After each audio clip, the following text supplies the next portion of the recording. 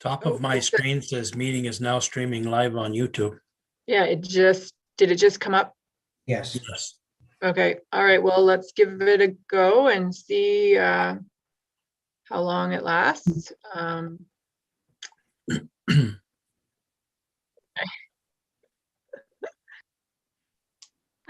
Okay, sorry. Okay, I think we're okay to go ahead. Thank you for your patience. For those of you watching on YouTube, we had some technical difficulties, I think, related to some slow internet that I think most of the township is experiencing this week. So I'll turn the meeting over to Mayor Dumas to get started this morning. I'm just going to ask staff to join as they're needed so that we can try to stay online. All right, thank you, Holly. This is the meeting of the Corporation of the Township of South Algonquin, the regular council meeting for Wednesday, May 5th, 2021, commencing at 9:13 due to technical difficulties. I would do the roll call just because I'm not sure if all members of council are online at this time. Councillor Collins. Present. Councillor Florent. I'm here. Councillor Harper. Here. Councillor Bongo. I'm here. Councillor Shala. Here. And we have regrets from Councillor Vermeer, so all of council is present. Thank you very much. Additions or amendments to the agenda. I have an addition. Councillor Collins, Chair of the Human Resources and Administration Committee, will be putting some comments forward after item 4, disclosure of pecuniary interest. So I have the adoption of the agenda moved by Councillor Shala, seconded by Councillor Florent. Be it resolved that the Council for the Corporation of the Township of South Algonquin adopts the agenda as circulated and amended for the regular council meeting of May 5th, 2021. Call the vote. Councillor Collins. For. Councillor Florent. For. Councillor Harper. For. Councillor Bongo. For. Councillor Shala. For. It's carried. Thank you. With the business before us this morning, does any member of council wish to disclose a pecuniary interest? Yes, it's Councillor Florent here. I think I have a pecuniary interest in item number 18, payment of accounts. I believe there is a check in this batch to the Flying Feathers Archery Club, which I am Secretary Treasurer. Thank you, Councillor Florent. Duly noted. Any others? Disclosures of pecuniary interest. Hearing none, I would then turn over to Councillor Collins, as I say, the Chair of the Human Resources and Administration Committee, to put forward some comments, please. Thank you, Councillor. Okay, good morning, everybody. I hope you're all hearing me loud and clear. Mayor Dumas has asked me to deal with this as Chair of the Human Resources Committee, and it comes to me to realise, and I'm sure you all do too, that this will be Holly's last council meeting, full council meeting, and I would like to just say a few words of thanks. Hopefully this is from the whole of the township about how grateful we are that Holly came on board over 4 years ago and how wonderful she has steered this committee, this township, this council forward. She's been professional, she has been efficient, and she's tried to do everything that we've asked of her and more. I believe the township is in a far better place over 4 years down the line than it was 4 years ago. I think we have a township that is trying very hard, even though we've got technical difficulties today, to move with the times. And I am very, very sad, and I'm sure all of you are, to say goodbye to Holly and to just wish her very well with her future endeavours, whatever she turns herself to. I think they will be lucky to have her, as I believe we were lucky to have her for over 4 years. Because Holly is very dedicated, she has worked for the township basically 24/7, and everybody else has taken a back seat. Holly has tried so hard to mix family life and her council and professional life. And I think we will struggle to find somebody as good, but hopefully we will find somebody to fill her shoes. Now, because of her dedication, she was worried that we would be left hanging, so to speak. And so she has brought on board, and with council's comments and HR's comments, we have an interim municipal consultant joining us for a couple of months, a gentleman called Brian Martin, who is very, very skilled and has been a CAO clerk for a couple of other local townships and knows the area. And he is going to be steering the ship, keeping her on a true course, so to speak, until such times as we actually get our new CAO clerk treasurer in place. So I would like to welcome Brian. I think he was online a little while ago, and I'm sure he'll say a few words if he is still online. But welcome, Brian, and we look forward to working with you. And seeing as you come with Holly's recommendation, I think the township will do well in the interim until our new person is appointed. Okay, Brian, are you there? Yes, I am. Thank you very much, Councillor Collins and Council. I do very much appreciate this opportunity. I'll give you just a little brief background on myself. Some of you may or may not have had the opportunity to review my prospectus that I sent in to Holly to provide to the group. My name is Brian Martin. Currently, I reside in the town of Arnprior with my fiance, Karen. Between us, we have 5 children and 7 grandchildren.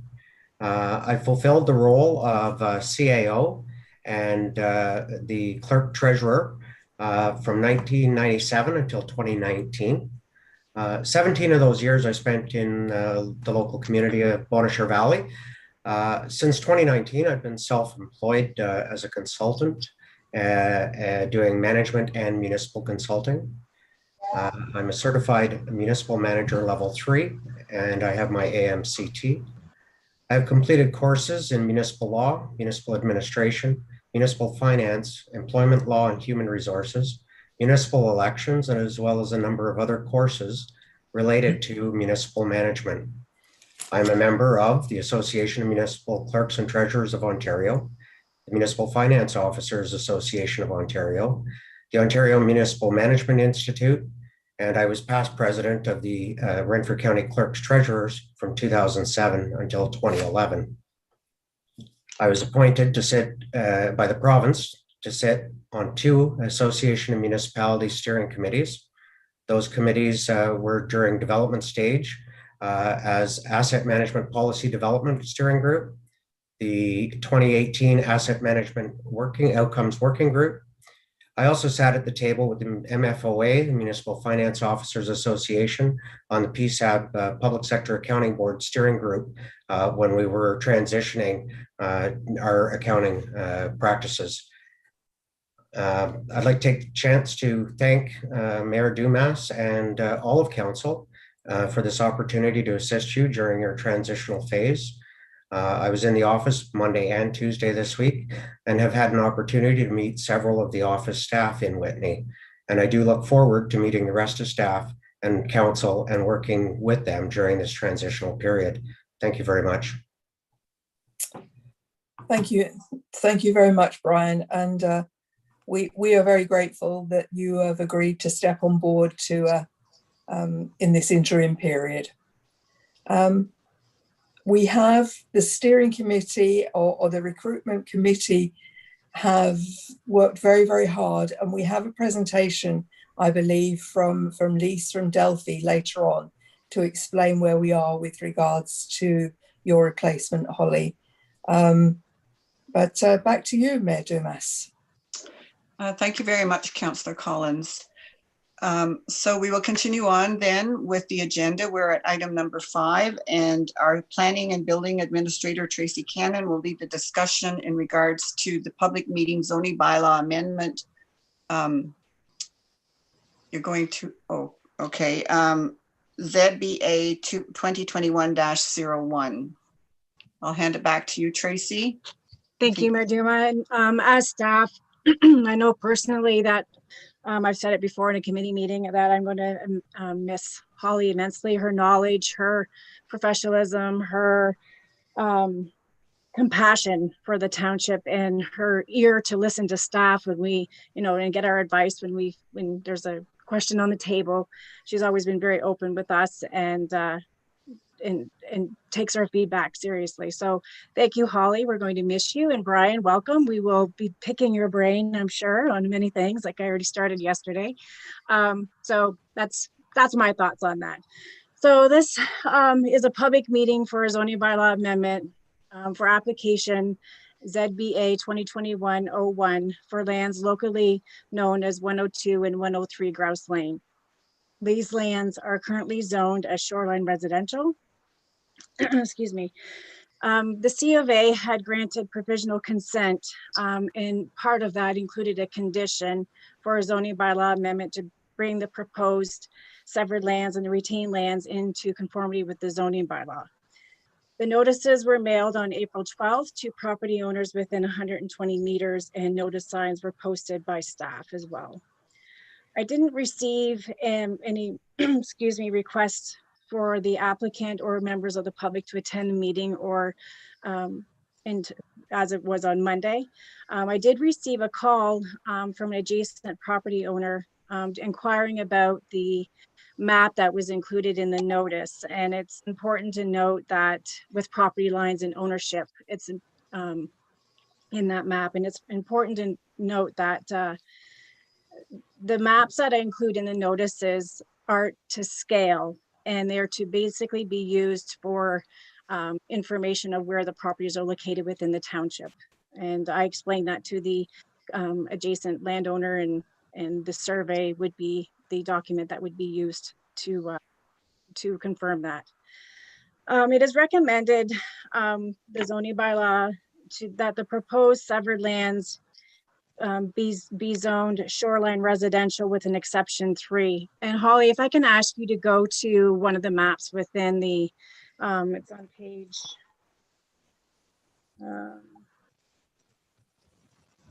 yeah, that's good. So the severed land would be zoned shoreline residential with an exception 3. This would include the minimum lot area of 0.3 hectares from 1 hectare, and the minimum lot frontage from 40 meters to, or from 60 meters to 40 meters. I think I said that wrong with the minimum lot area. It should be from 1 hectare to 0.3 hectares. And the proposed retained lands would be zoned as shoreline residential with an exception 4. And this would include the lot area from 1 hectare to 0.3 hectares and a minimum lot frontage of from 60 meters to 40 meters and a minimum interior side yard of 40 meters to 5 meters, as there is an accessory structure that's within that minimum distance. I would like to ask if there's any questions from council in regards to this bylaw amendment or the report that was provided in the package. Hearing none. So the bylaw will be presented in the bylaw portion of the package. And I have to sign off now. I have a course. So if there's any questions now would be the best time to ask them. Tracy, I have a question.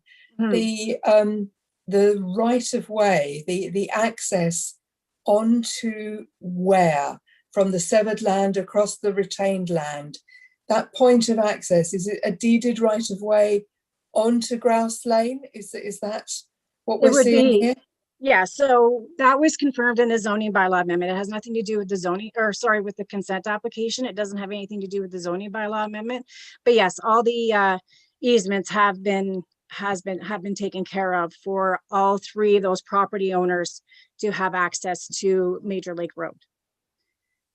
On that course, that will go across, I believe, some crown land as well. But those pieces that have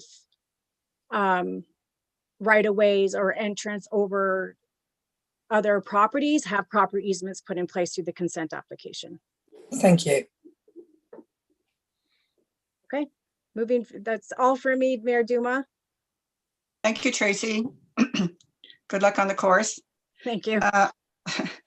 We are at agenda item 6, petitions, delegations, and presentations. And at this time, we do have a presentation from KPMG with the 2020 financial statement review and year-end audit report. And Holly, I would just ask you to introduce the presenters, please.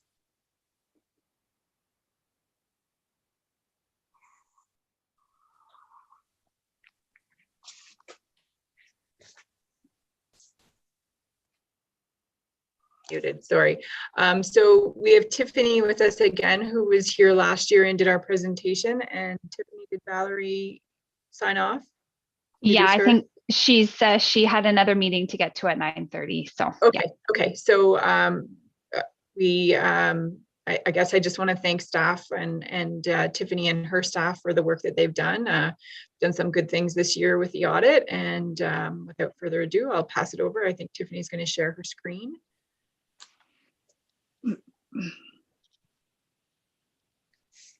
Okay, perfect. Before I get started, just make sure everybody can see the presentation. Yes. Yep. Yep, it's good. Okay. All right. So this presentation should look pretty similar to what we went through last year. So we're going to go through the financial results and then spend a bit of time going through some of the comparators. So just to start things off, the first page is just the executive summary, which gives you as council some information relating to the audit and what we need to complete in our file at this point. So in terms of finalizing the audit, we actually did receive the signed representation letter. We sent it over to Holly and Jennifer yesterday late in the day. We do have it back in our file, so we can tick that item off as complete. We just need to complete our discussions here with council approval for the financial statements in order to issue them in final. Our materiality, which we need to set every time we complete an audit, is always for municipalities. We tend to base the materiality calculation on expenses, total expenses in the year, mainly as a result of, as council and as your residents, it's the main area of what everybody's interested on, what council is spending, the funds on in the year. So materiality was calculated as a percentage of expenses. That translates into a posting threshold of $5,000, meaning every audit adjustment that is identified greater than $5,000 does need to be presented to management. Management has the choice of correcting or uncorrecting it, and we do see that these amounts were all corrected and are included in these financial statements. So moving on, just high level on the audit procedures, we do tend to focus our procedures on the most significant areas of the financial statements. So that's all revenues, all disbursements. Disbursements include operating expenses as well as your spending on capital, and then finally your payroll related costs. We do control testing in the area of payroll, just given the significance of it. And then the remainder of the audit is focused on substantive work. Substantive work means things like vouching to confirmations that we receive for funding, building up taxation receivable balances, vouching, capital asset additions to invoices, that sort of thing. And then the last item that we look at is analytical review. So year over year trends, I think everybody will agree 2020 was a bit of an anomaly, as is 2021 to date, if we what would be more so, or what would we call normal. So we had to take into considerations pandemic related impacts on the financial statements and why things were increasing or decreasing over the year. Final item is management estimates. So your most significant estimate does relate to your landfill and any estimates and assumptions that flow into those items. So moving into the audit report, the audit report is consistent with what we would have presented in the prior year, with the exception, of course, of the removal of the one paragraph, as last year was our first year as auditors. So this would be your standard audit report that you would see annually. The important paragraph for council to be focused on is this paragraph right here, which does indicate that the financial statements are prepared in accordance with the public sector accounting standards, which includes all measurement, all recognition, and disclosure requirements. So just over to the next page, just some high-level items here. So an unqualified opinion, which is what you're looking for when you're getting an audit completed. An audit, of course, is the highest level of assurance that can be provided, higher than a review in the auditing standards world. I had already spoke to the materiality calculation, and statements are draft until council gives them the approval at the meeting today. Once they are approved, we are able to issue them, and we'll send them along to Holly and Jennifer later today, assuming all is good. This management responsibility statement is one that you do see included in municipal financial statements, which it does speak to the fact that, the CAO, clerk, treasurer is responsible appropriate financial reporting systems in place to ensure that the figures that are being reported by the township are appropriate, and that they've engaged an audit firm to complete the work. So this would be signed off, and this is a standard statement that you would see in all municipal financial statements.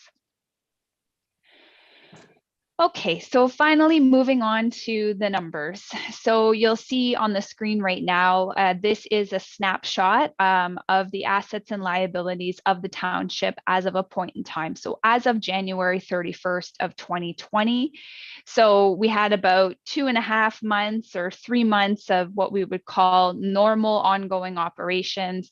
And then the remaining 9 months of 2020 did have pandemic related impacts. And we can talk about the changes that would have been impacted and the funding received as a result of the pandemic. So number one, you see total cash and cash equivalents, first line here. So cash has decreased year over year. The main result of that is you'll see, we call it working capital changes. So anytime accounts receivable changes or accounts payable changes, remember that this is just a snapshot of your balances as of a particular date, your year-end date.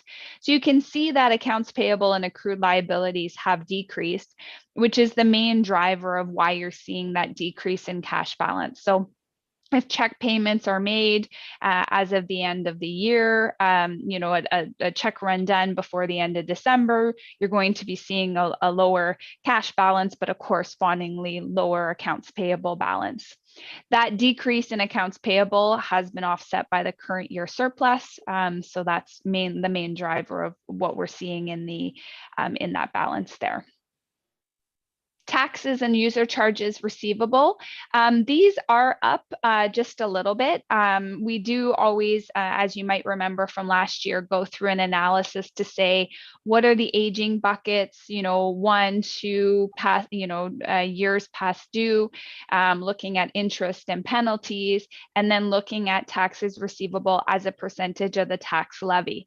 Obviously, the older the receivables are, the more difficult they would be to collect, similar to any organization. So we do have a bit of an analysis on the next page for this. The last item to note is just the regular accounts receivable. So this is everything that's not user charges.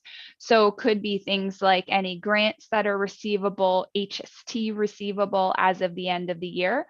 The main driver of the increase that we're seeing in that balance is a higher HST receivable balance at the end of 2020.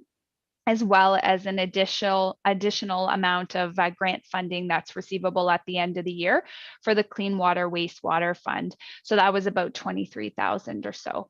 So that's the main driver of why we were seeing the changes in those financial assets.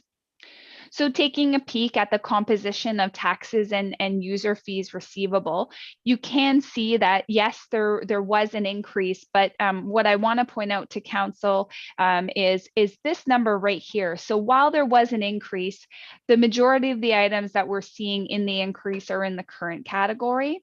So that's an important item to note, mainly as a result of, it's easier to collect those current amounts.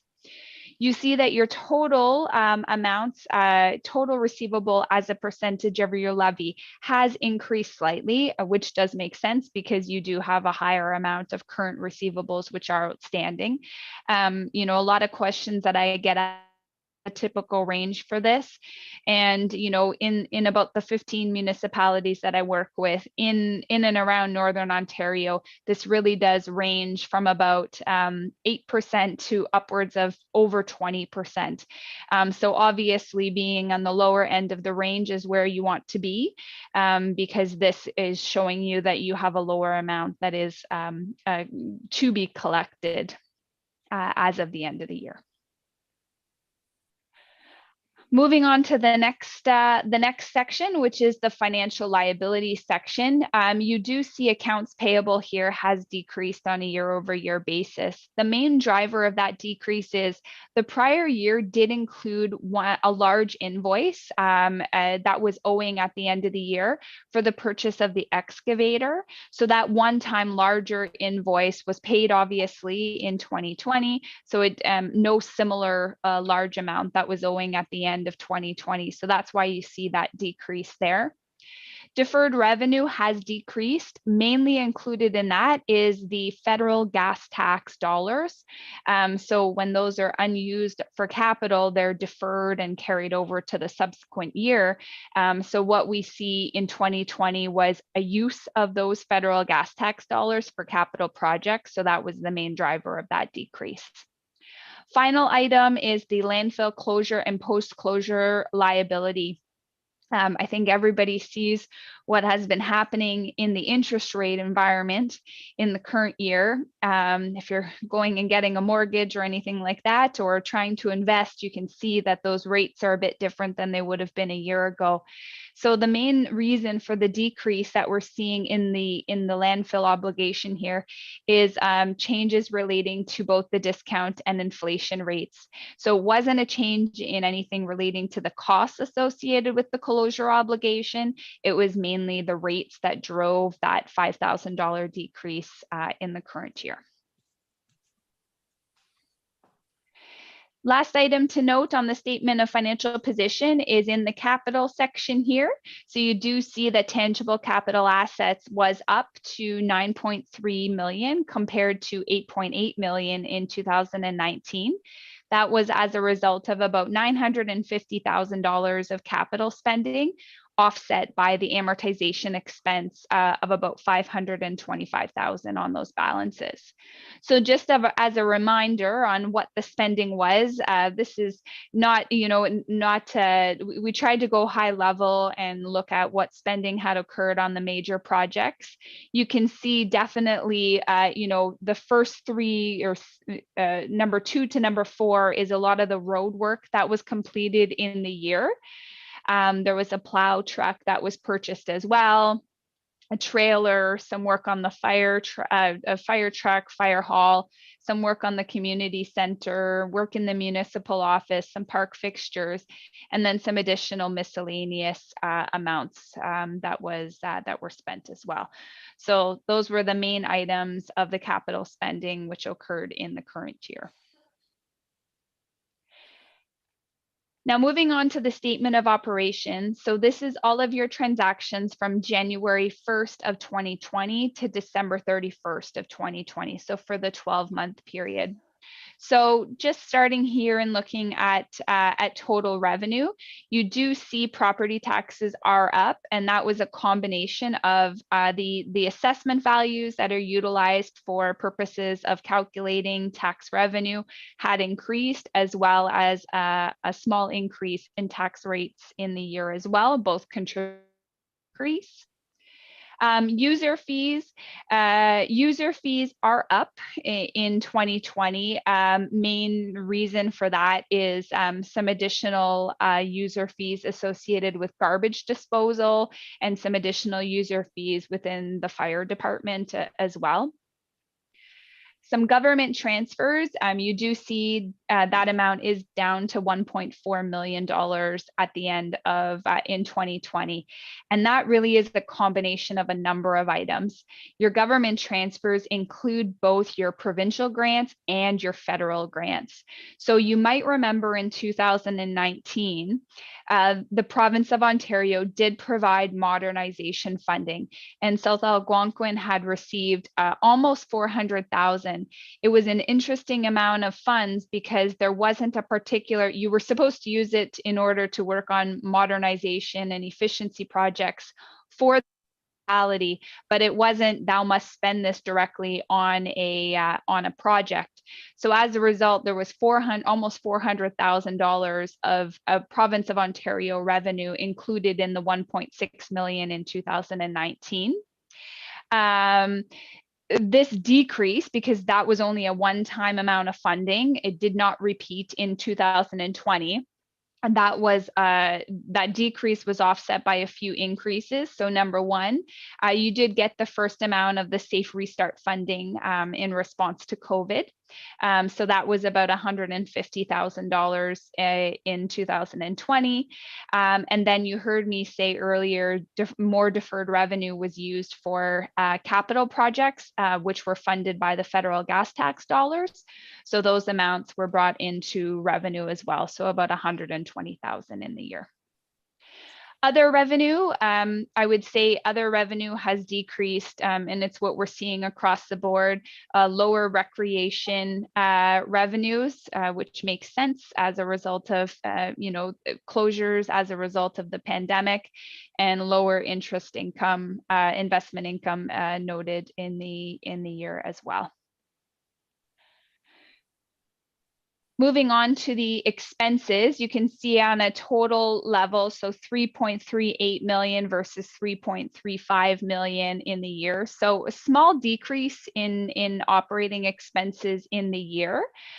So just looking at everything in a little bit more detail, I wanted to highlight the ones where there was some significant changes. So the first one to note here is environmental services. You might remember in the prior year, there was a large adjustment that was made to the landfill obligation. And that was as a result of, you'll remember when we picked up engagement in 2019, we had identified in 2018 the impact of both the inflationary rate and the discount rate were not properly reflected in the obligation. So we had an adjustment that we needed to make. So that had resulted in a credit to the obligation, which meant a lowering of the obligation at that point in time.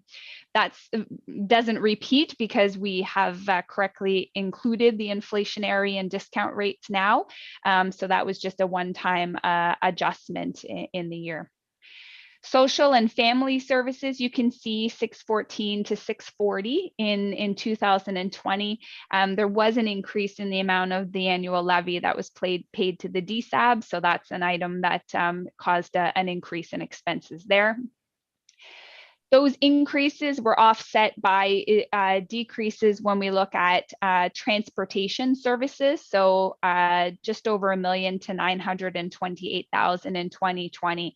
That's mainly as a result of a decrease in amortization expenses in the year. So that's a non-cash expense, just solely looks at using of those assets in your ongoing operations and amortizing them over their useful life. It was a lower amount in the current year, resulting in a decrease in expenses. And then finally, recreation and cultural services. So you heard me say on the previous slide, lower user fees and revenues associated with recreation. So obviously going to be lower expenses as well. So there were lower salaries and wages and lower fundraising expenses, which I believe is to be expected given that in most of 2020, we weren't really doing a lot of activities as a response to the rules, the stay-at-home orders, and things, public health guidance that was provided. So ended the year showing as an annual surplus of 736,000. Pause for a second. I'm going to reconcile that for you because that does include some capital grant funding as well, just to make sure that everybody's on the same page with what we have, going forward in terms of surplus dollars in the year. So I thought this was it's always good to track through what's happening in terms of your operating expenses. This information is extracted from your segmented note disclosure. You can see that in 2020, there was a bit of an increase overall in your salaries and benefits. So it's not a significant increase by any means, but you can see that there's an increase there.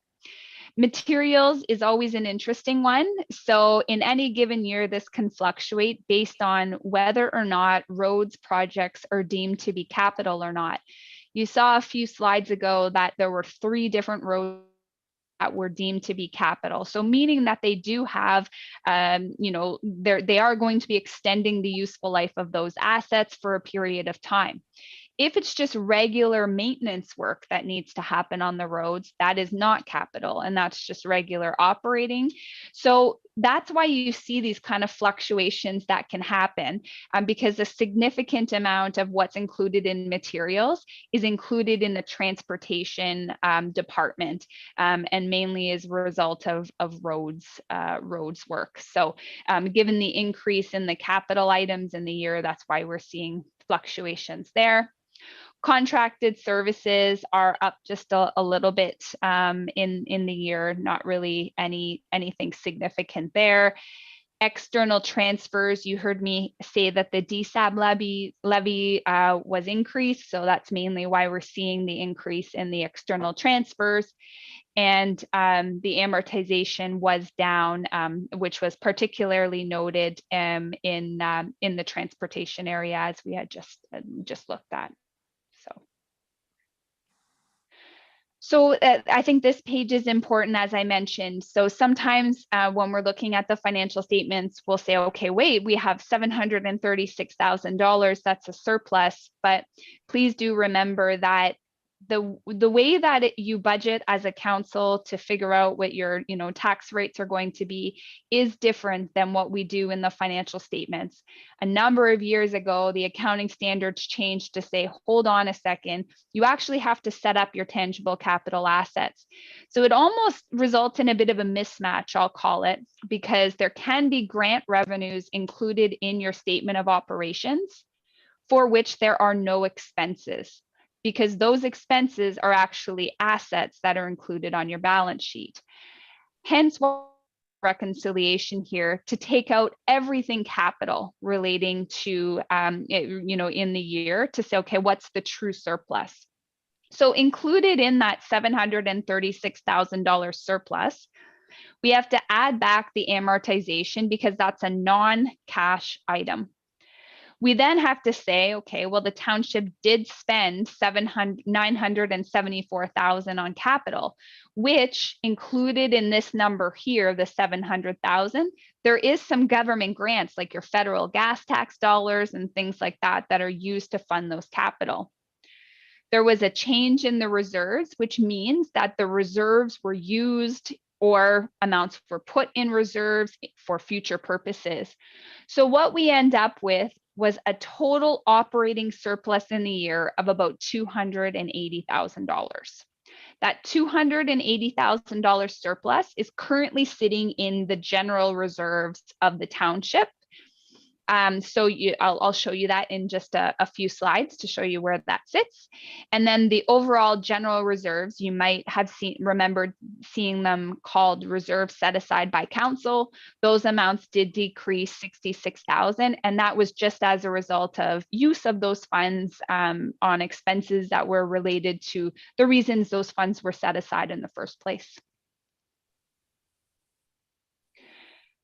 So this next statement is just your statement of changes in net financial assets. Nothing new on this particular statement. It's exactly what we had been speaking about before with, your surplus, your spending on your capital items.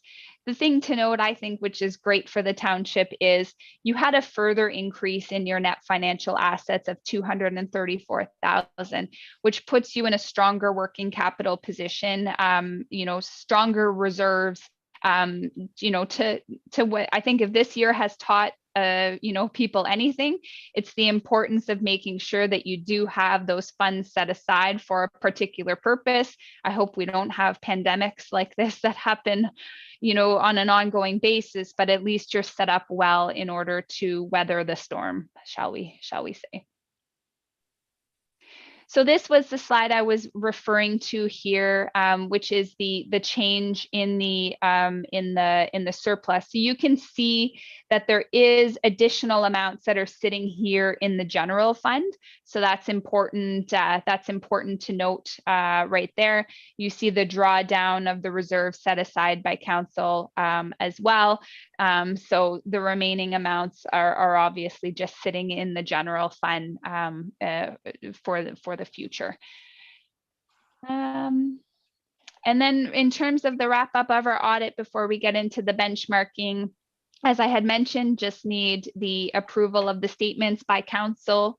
And so council is aware we did not have any disagreements or anything with management that we needed to make you aware of. We did go in with a plan, an audit plan. We had tweaked that audit plan to consider pandemic related impacts on the financial results, but we didn't need to make any further changes. All audit adjustments have been corrected by management in the financial statements, and there's no internal control deficiencies that we needed to bring to your attention. The final item is that you might have noticed that the financial statements do include an effective COVID-19 note. You might be wondering why that's the case. The reason we have that included is the pandemic continues to be something that is impacting every organization. We're not exactly sure at this what 2020 is going to bring. So having this note disclosure just does highlight to users of the statements that there could potentially continue to be an impact on the township's financial statements in response to COVID. So we just need to make sure that people are aware, of things like your recreation expenses and revenues might be changed. You might decide to do something with respect to interest and penalties for taxes and uncollectible amounts and things like that. So it just gives users a bit of a highlight for that.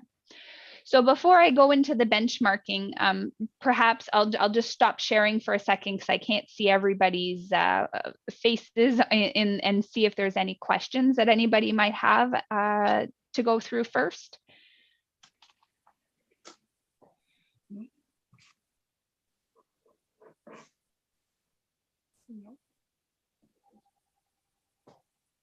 Okay, seems like we're good. So maybe we'll just keep on rolling then.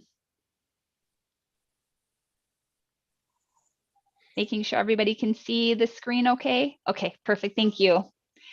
All right, so looking at the indicators, we did use consistent comparators as we have in the prior year.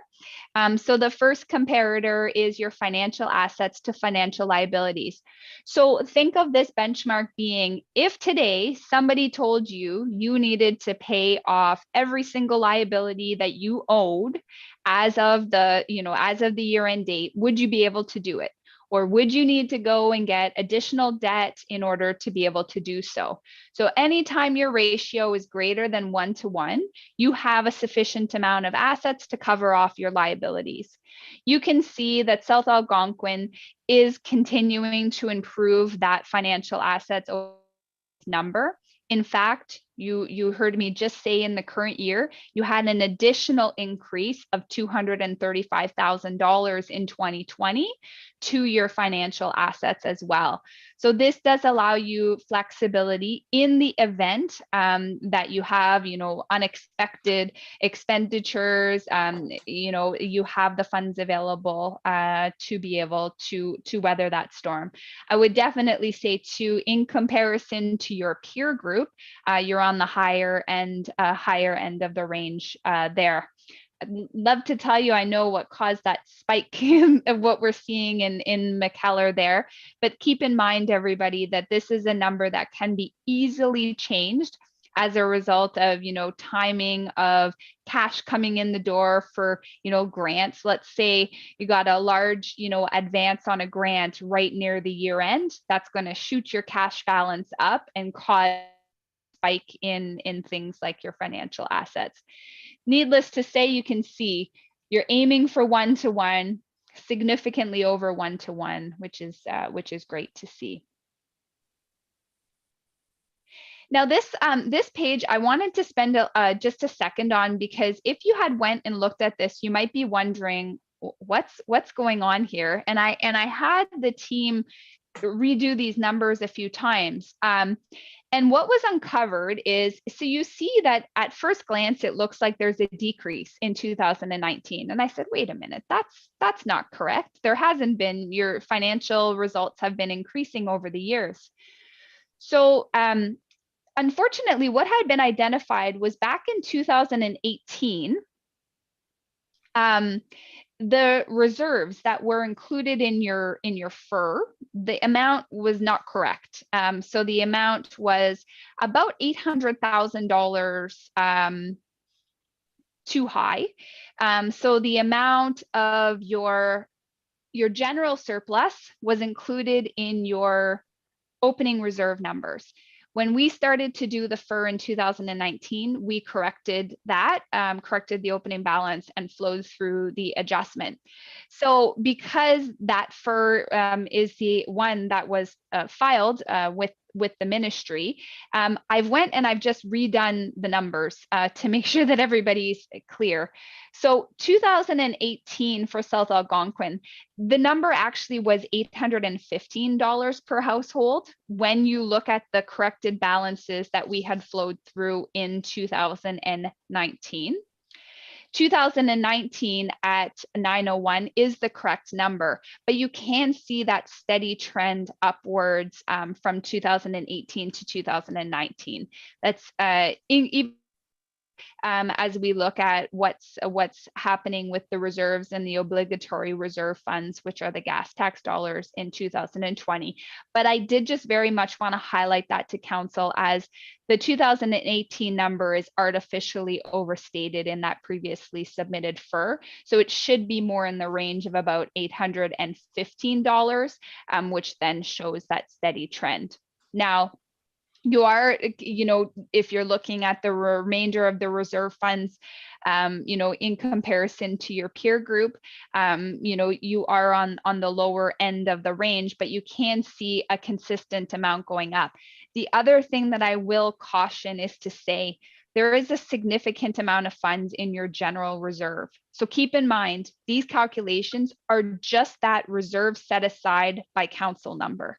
So if you were to then go and take your, if I were to just go back here, patience for just 1 second, I apologize. If you were to then also go and take your 1.5 million that is here, I would suspect when we're looking at the numbers from the other municipalities, there's other transfers going in from the general reserve to the reserve set aside by council, which is driving that increase. Just some context there to those numbers. Operating expenses as a percentage of taxable assessment. So what does this mean? This means, can you weather the storm of increasing expenses without increasing your tax rates? And what you can see here is that you're definitely on the lower end of the range with respect to your peer group. So that's something that's favorable, which would indicate that you do have the ability to weather the storm of any potential increases without automatically having to go out for any increases. And I think that's a function of, a lot of grant funding having been received for projects over the last number of years as well, and not just solely relying on taxation revenue to fund operating expenses.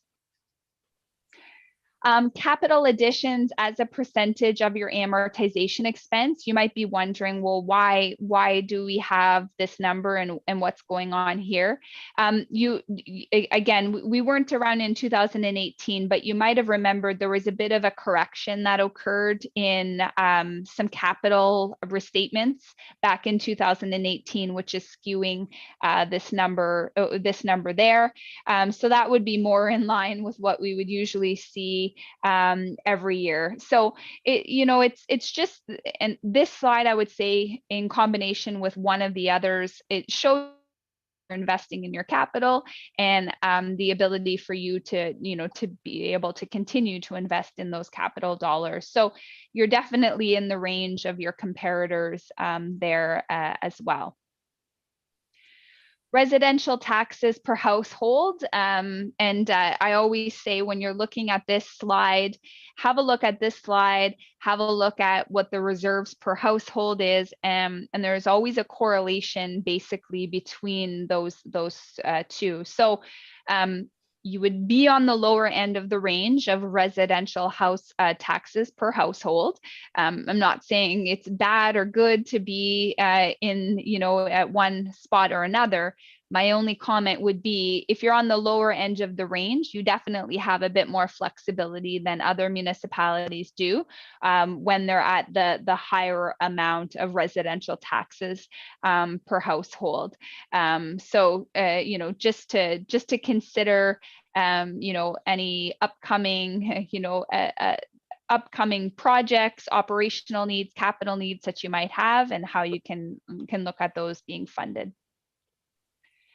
Long-term debt to household, not a relevant factor for you anymore because there is no additional long-term debt. So this is good. This also is important, if you start to look at aging infrastructure, debt needs as a result of that as well, you're in a good position because you're not highly leveraged currently. You could have the ability to take on additional debt if needed. Taxation as a percentage of total assessment. So this also, no surprise for you, you're on the kind of that middle lower end of the range. Again, this is also a factor of looking at how much you can increase taxes to create some incremental revenue in the future. And the lower your current taxation is as a percentage of your assessment values, the more flexibility you have in the future. So this slide really does align also when you're looking at your taxation per household and paints the picture of, if needed, there could potentially be some increases that could happen there. Debt service costs, again, this was the very last year of your payments on your long-term debt. So this number will be 0 going forward. So definitely have the ability to service any potential debt in the upcoming year. And then just the last item to go through is your net book value of your tangible capital assets. So what this is showing you is, as a township, you should always be greater than 50% in this ratio. That shows that you are reinvesting in your capital and things out so that you're going to sit there in the future and have a significant amount of capital work to do because it has been ignored for a period of time. So it shows that you are on track, holding steady at about 52% of as a ratio. So I mean, I guess the note would be to make sure that this number is being kept up, because if you have a few years of not keeping up with it, it's a bit more difficult to get back on track. So I think at this point, that was really all that I wanted to go over. I do know that I've talked a lot in the last in the last 45 minutes or so. So happy to take any questions that anybody might have. Tiffany, Brian Martin filling in as Holly leaves. I haven't looked back at prior statements, but in looking at your comment earlier about the capital reserves being overstated by $800,000, was that a change in significant financial and accounting practices, or was there a note to the financial statements that justified that? Sorry, which one were you speaking about? You had stated that in your graph regarding the reserves, and that there was an $800,000 change in there. Was that a change in significant accounting practices, or was that something that you then in 2019 stated as a note to the statements as being a materiality issue? That was actually just in the FIR. So the financial information return, which is what we use to prepare that part of the presentation, was incorrectly completed. The incorrect amount of reserves was included in there. We corrected the FIR in 2019 and flowed the adjustments through. The statements were always right, but somehow in 2018, the FIR did not reflect the same numbers as the statements. Okay, no, I just was curious if the financial information returns match the statements, then was there a materiality concern?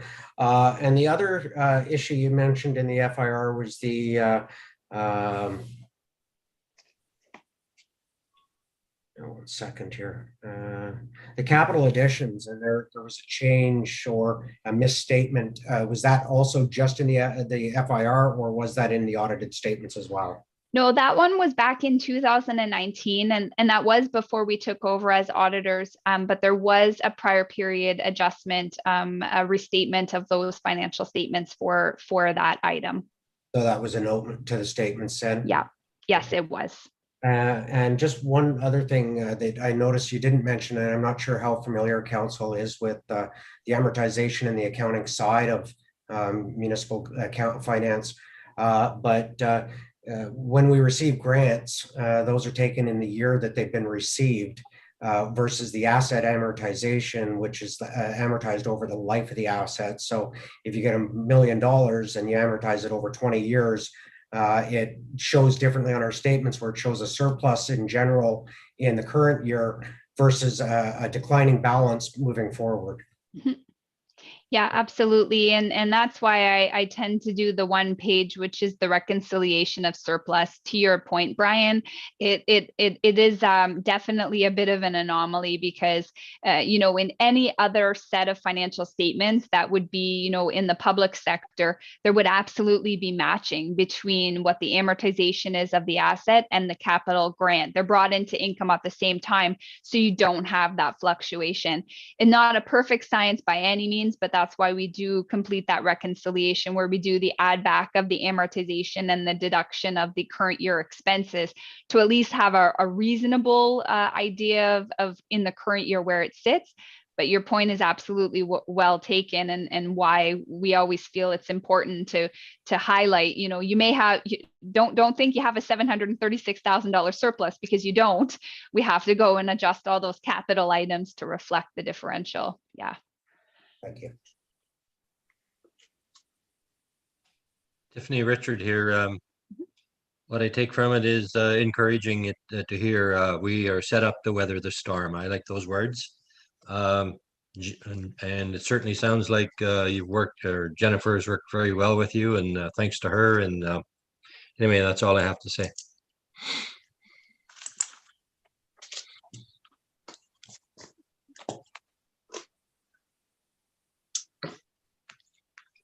Great. Are there any other questions then? Go ahead, Holly. No, I was just going to say thanks again, Tiffany. We've made some changes in the last couple of years, and you guys have helped us out with that. And as Richard said, Jennifer's done a lot of work with you, as has Dave. I think Dave and Jen did some great stuff in the last couple of weeks, and it will set us up for what we're going to continue to improve over the next year or years. So thanks again.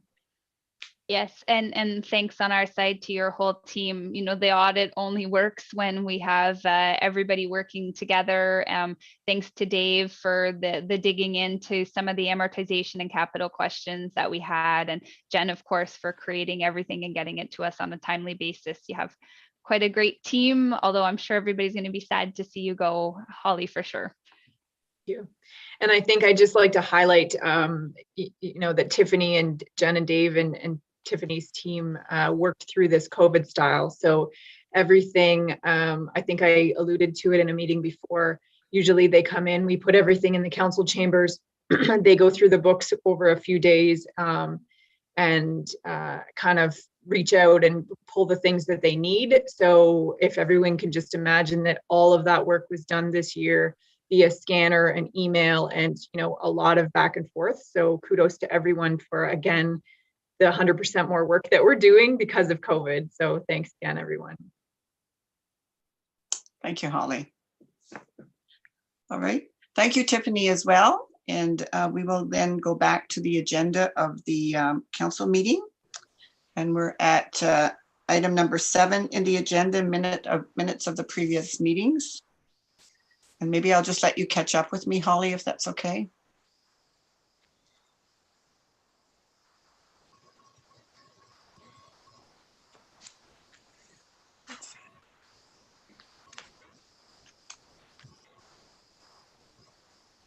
Okay. All right. So I have a resolution moved by Councillor Bongo and seconded by Councillor Collins. Be it resolved that the Council for the Corporation of the Township of South Algonquin adopts the minutes of the regular council meeting of April 7th, 2021 as circulated. And those are the minutes that are being shown on the page at this point in time. I would call the vote on the approval of the minutes. Councillor Collins. For. Councillor Florence, sorry. For. Councillor Harper. For. Councillor Bongo. For. And Councillor Shala. Or, The minutes are carried. Thank you very much.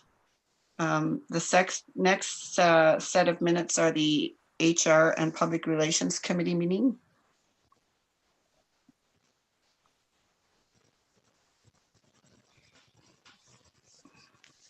Okay, thank you.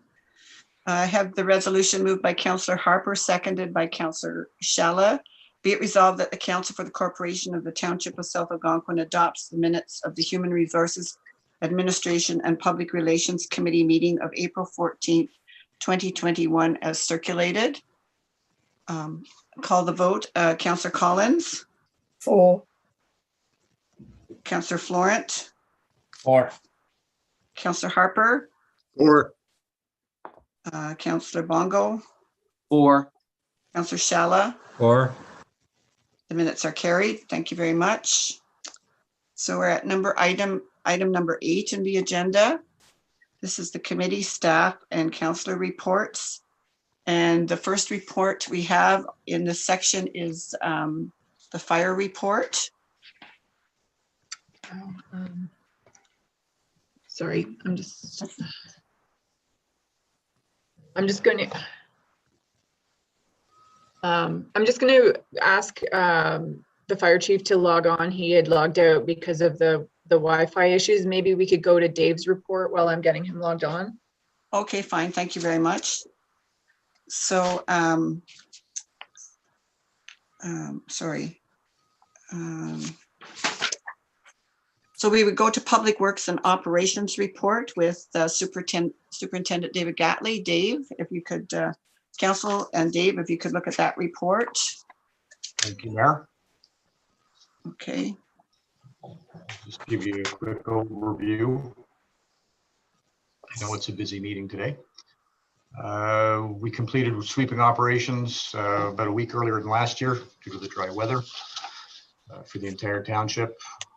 Unfortunately, we were not able to, the tanker was not delivered in time to be part of this year's operations due to some delays on the supply side from the United States. Some of it's due to COVID and some of it was due to the power outage in Texas, apparently. We are still waiting to hear. I do understand they have the tanker now. Just a quick catch up on spring conditions. We had a very short freshet this year. And as a result, we had none of the usual flooding or erosion problems, just some minor issues. We have been out a bit early, starting some operations. Right now, full grading has been on since about the 28th. We got a start in Sabine, and that's carrying on. We're dealing with intermittent rain, so hoping to be catching up, but we're putting some extra time at it. And the beavers became very active early this year as well. But the water is low in general, so we're not having any major issues anywhere, just consistently having to deal with them. Our dust suppression tender came back in this year about 8% higher than last year. There are supply and cost implications, I guess, on their end. We are still going to be very close to our budgetary allowances, and I think we'll be all right, but it's on the higher end, so we may have to make an adjustment in next year's budget to, if this is going to continue. I can't see it not increasing, actually, with some of the fuel costs that are coming. But we won't have to, I don't think we'll have any departmental impact as a result. A little issue on Major Lake Road where a resident removed a number of trees without any authorization. Going to send a letter to them just to let them know that they need to get municipal authorization, and when they're working on municipal property, there would be requirements they would need to meet for their equipment. But that is sort of an ongoing issue. Our shredding operation began on April 21st. It's completed in Madawaska and is now underway in Erie. It's gone very well, but our volume is up significantly at both sites. We're still well within our budgetary allowances, but it's a result of people bringing more construction and demolition waste in. I think they're home renovating cottages, and just a lot of work in general is going on locally. So we've seen probably about a 30% increase in volume at both sites. We received a notification that a desktop inspection was done on the Madawaska site February 9th. So that means they've done it remotely. They pulled up an old inspection from 2015 and basically asked us a series of questions that we have answered. Both ourselves and JP2G composed the response. Nothing of any significance, and we will bring the results of that to the waste management meeting coming up. They just asked us about some of our training practices and record keeping and things of that nature, but anyway, no significant issues arose. Just a quick touch on recreation. We're ready to begin the season. The equipment's in shape, and we're getting in the parks right now and cleaning up some of that residual mess from the winter. Straightening things up. I don't know if they'll be heavily used or not used, but we are ready to get on them as soon as possible. Certainly when the weather starts to make the grass grow. And then a quick update on some of our work plans. We actually are just completing the brushing maintenance at Allen Lake. It's actually finished this morning. So we've been able to take care of some of the danger trees and open up quite a bit more space in there. We're seeing a lot of use now. Certainly began last year where they're looking for more space, and I think it'll be appreciated. So that is completed ahead of the big rush. The docks have been installed, or the single dock has been installed at this point in time. We're going to move from there to replace a culvert that you may have noticed on Stubbs Lane. That's right up to the top. It's collapsed. And since the writing of this report, we've had another culvert collapse on North Mackenzie Lake Road. So we'll be going there after the Stubbs Lane culvert. We've temporarily patched it, but it's failed rather significantly. And then the plan is to go back to Macaulay Lake Road and finish the cleanup from the logging brushing operation that we did just prior to half load season. And then we'll be moving to Shields Road and on from there. And the branding plan sign, they are underway. And I'd just like to point out that I've marked out potential locations with orange stakes. So if any council is driving around or wishes to look at those sites and have comments, now would be the time. Most of them are marked out. The only time they're not is when they might be going on a building or something like that. But I'll be meeting with the contractor that's installing the signs tomorrow to review the sites. And we also have are waiting, I guess, permits from the MTO. We're just in negotiations with them right now. There's a couple of sign locations on Highway 60 that they're a little tricky to place with some of the distance to the other billboards.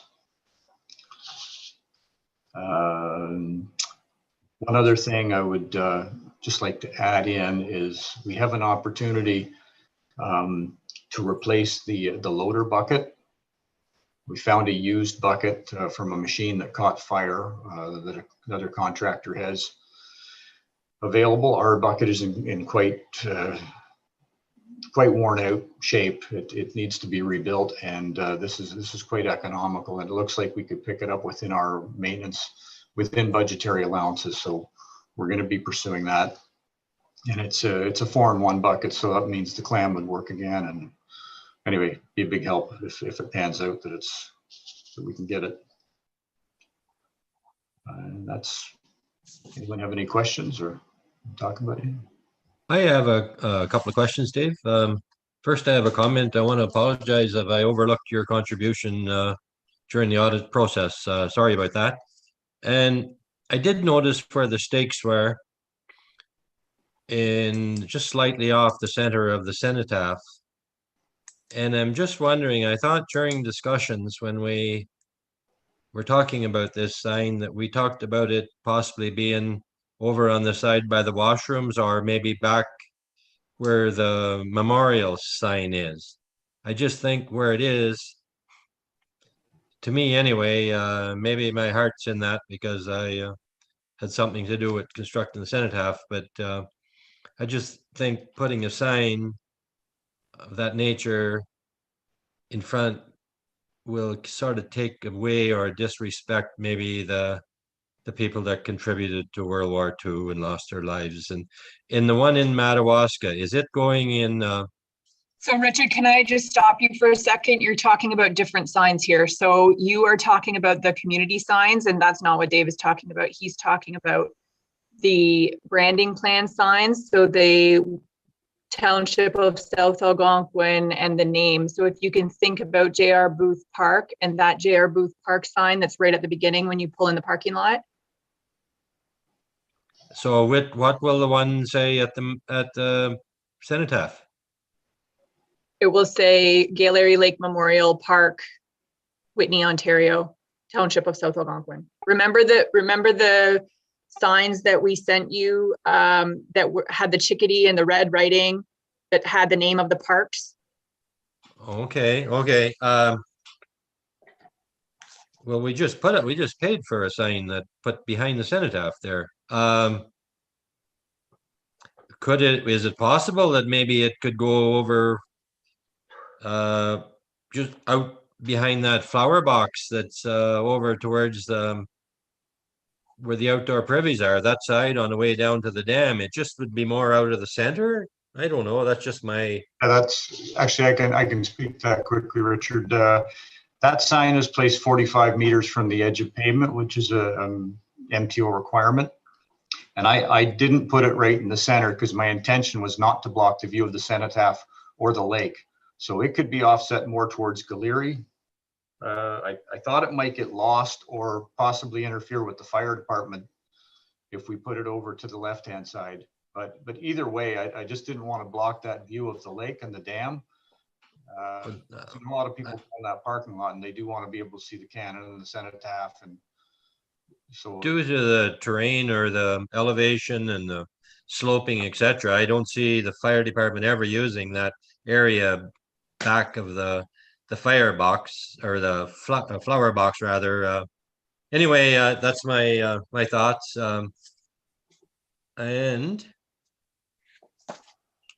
that may be, anyway, maybe it's something that we should consider. It would be the same distance from the highway, or could be. And what's more important, the look of the lake or the look of somebody that represented us at war? Well, it certainly could move further to the right or the left. It's not written in stone where it is. That was just a point that meets some requirements, and that's why I was looking for some comments back if we can make some adjustments that would make everyone happy. Anyway, I think that's a very important site in our community, and additionally, I think that the nice sign that's at the back that was put up there 2 years ago, it's not going to be there anymore. It's going to be replaced with another one that has the branding on it. That basically says the same thing. So it'd be two signs in the park. One goes on that post, and there'd be a new sign that identifies and the park to the public. And the community sign. We're getting some sign pollution in that park. Okay, now that we're on the signs, then maybe it's the wrong time. Maybe it isn't. But where is this sign that we just talked about here? That we're just the wayfinding, I guess it is, sign. Where is it going? We don't know. Oh, okay. All right. So we'll have an opportunity for input at a later date then, I trust. Yeah, I might be able to circulate, like a snapshot of the air photo. And, we'd like to get it right. So maybe I can do something like that and I can get comments back via email. I think that would be great, Dave. I think it would be a good thing to do. Okay, are there any other questions of Dave then? I have a question. Is Councillor Bongo? Go ahead, Councillor Bongo. Yes, thank you, Dave, for your report. People have been asking me about the trestle rehabilitation. Could you just give us an update on the application of that grant? Sure can. Yes, we got it.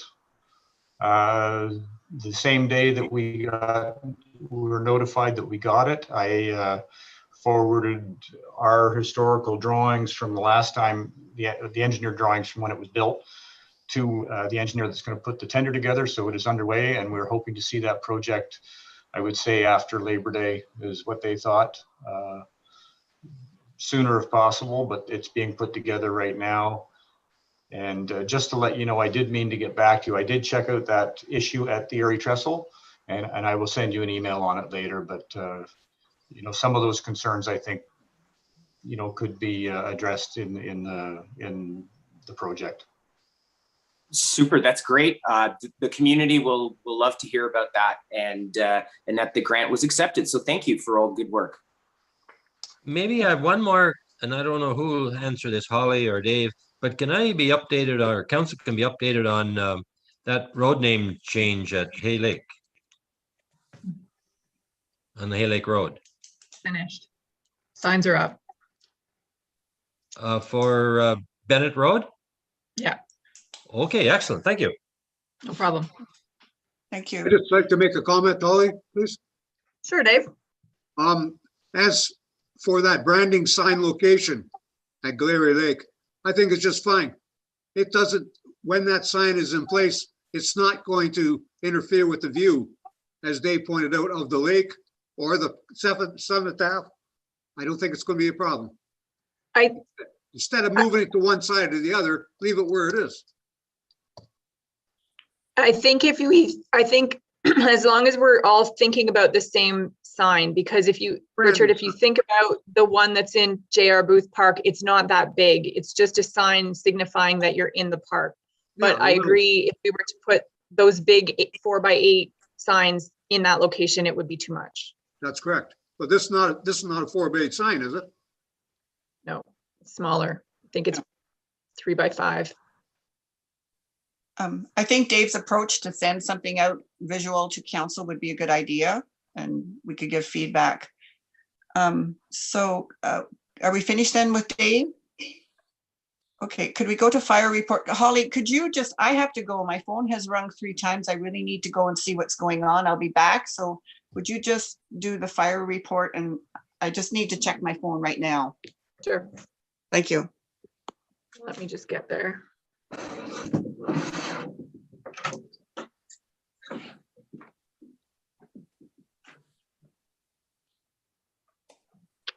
Okay, I don't know, can everyone see that?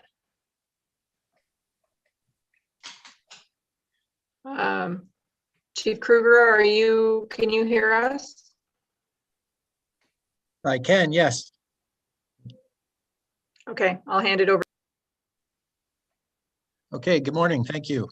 So just going through the report there, we did continue with our training last month, even though the province was in lockdown. The fire service has been exempt from most of those restrictions, and I decided to carry on with training. We did our training outside so that everybody could socially or physically distance. There was one call last month. The Whitney crew were out. They had to extricate somebody from a vehicle that left the roadway near the park. As far as upcoming events, I was supposed to do the fire drills with the schools, but since the students are not in school right now, that's been postponed till either later this month or we may have to do 2 in June to meet the fire code requirements for the school. I have somebody coming tomorrow to do ladder testing on all of the fire department ladders. Next week, I will be doing the annual inspection on the Whitney daycare. And I also have somebody coming at the end of the month to do bunker gear fitting. You may remember that was part of the my budget spending for this year. We're getting some new bunker gear for some of the firefighters that are still using bunker gear that is way past its service life. Just some points of interest. The new bush truck for Madawaska was, I went and picked that up a couple of weeks ago. It is now in service in Madawaska. If anybody is so inclined or they want to go down and take a look at it, it is in the fire hall at Madawaska now. The other truck, car 1, or what's been commonly referred to as the chief truck, is in getting work done. I'm hopeful that I will have that by the end of this month, but I am not going to hold my breath because it's been being worked on for quite some time now. Our new auto extrication tools that were budgeted for this year were delivered yesterday. I will be looking at those today and hopefully getting those on the truck and in service ASAP. We will still need to do some training on them. The company that provided them for us, Code 4, will actually come up and do training with our firefighters and go over how they all work. And I will also be able to assist with that as well. And also last month we had we went over the grant application. I did receive notice, I can't remember whether it was last week or the week before, that our grant has been approved and we should be receiving that funding sometime in the very near future to fulfill the requirements of the grant and upgrade our training capabilities a little bit. I think that is all I have at this point. So unless there's some questions. All right, hearing none, I'm back. Thank you, Dave. Sorry, not Dave. Thank you. All right then, Holly, your report. Yeah, I don't really have anything to add. Brian started and we're carrying on with the recruitment process. The map is included in the package. The audit presentation has happened today. The tax capping bylaw has been included as it is every year. We did apply for the modernization program, and I understand that no municipalities have been notified about that as of yet. And we did get our last bit of funding for the last modernization, which was the KPMG report that we presented a few council meetings ago.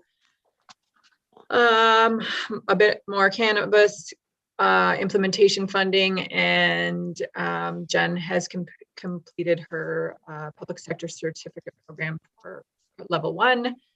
And Tracy does need us to set a meeting. So I just wondered if you guys are prepared to meet any of those dates.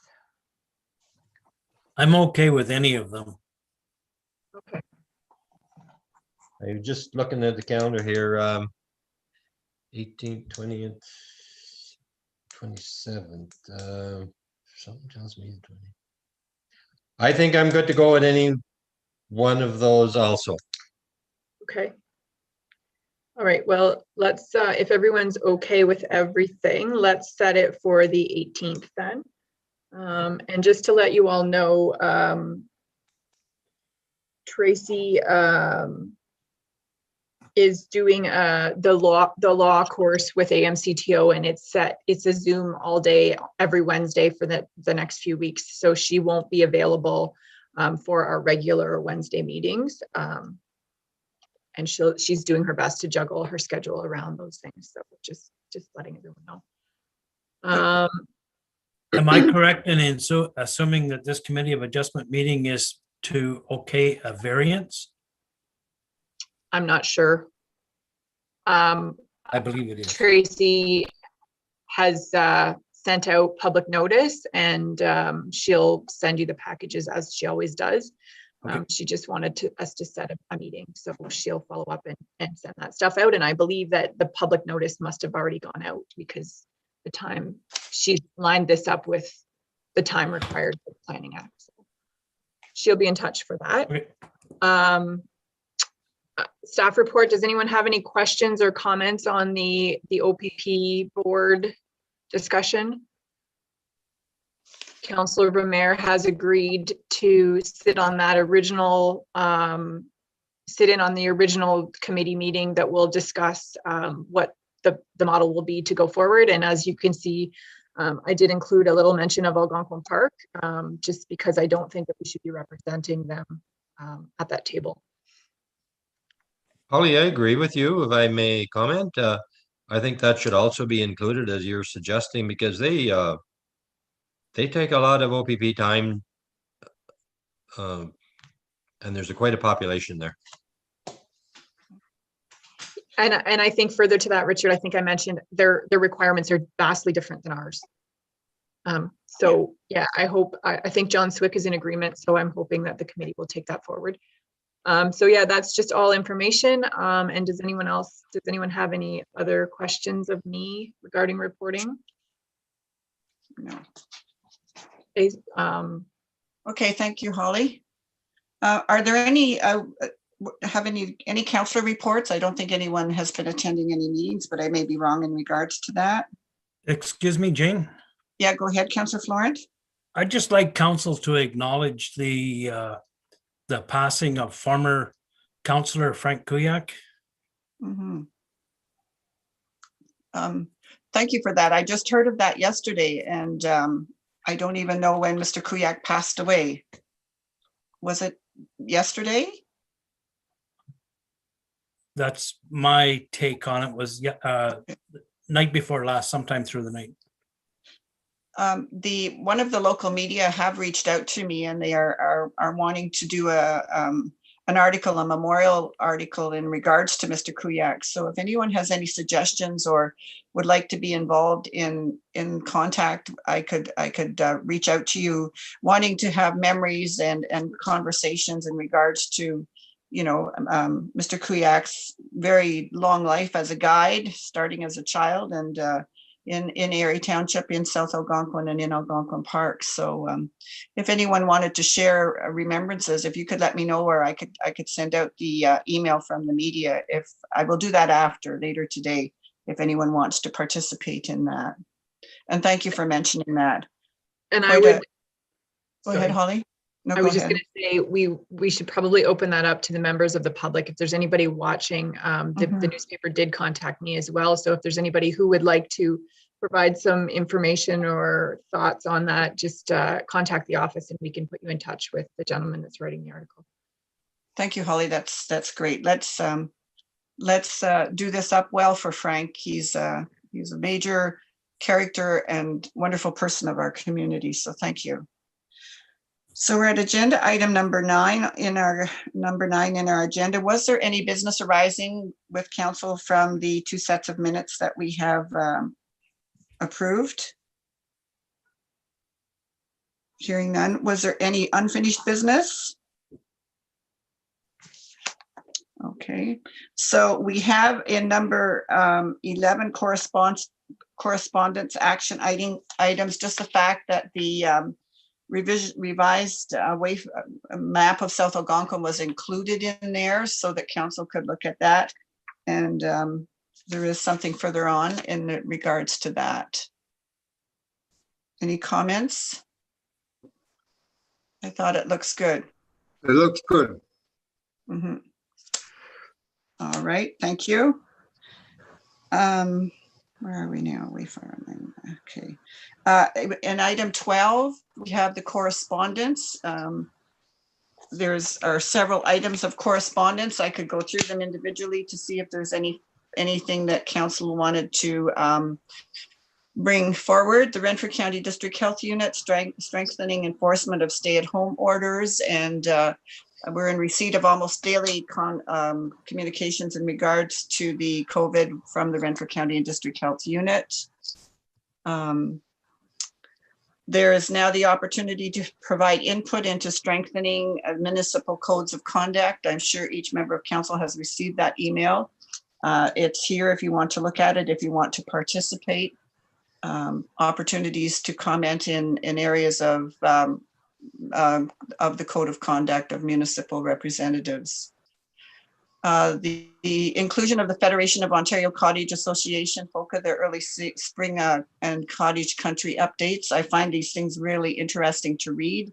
A very active organization throughout cottage country, and often very good information in there for lake safety and lake preservation, etc.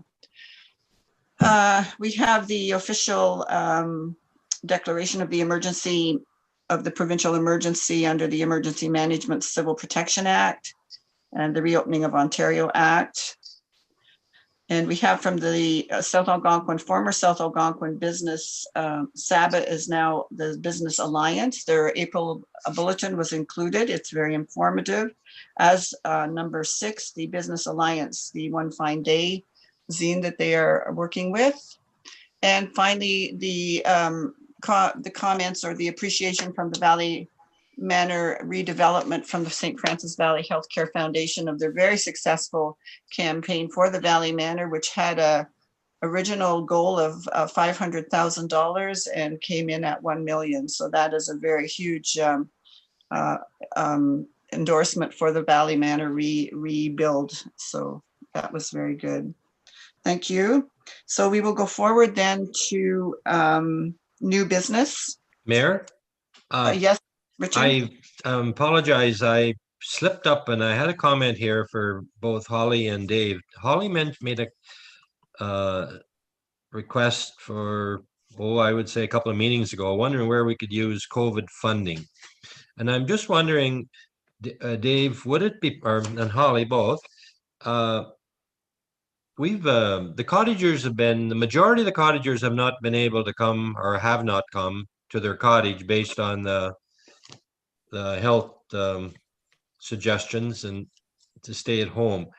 And I'm looking at when we planned on, or thinking of when we planned on stopping our full day of operation at the landfills. And if there is the funding, would it be good to maybe continue the Saturdays until maybe the last week of June? So if it does open, that any of those cottagers that are coming up would have an opportunity for full day use. Just a suggestion, and I don't know, Holly, you were looking for funding. I don't know whether it could be, I certainly think it's related. Anyway, that's just my thought.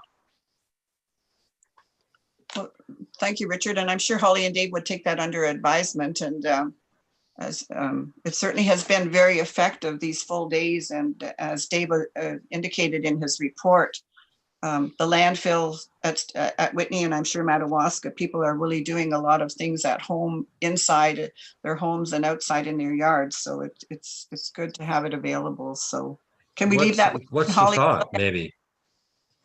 So we know, or we could think about it or discuss it.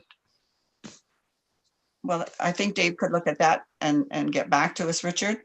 Okay. Is that okay with you, Dave?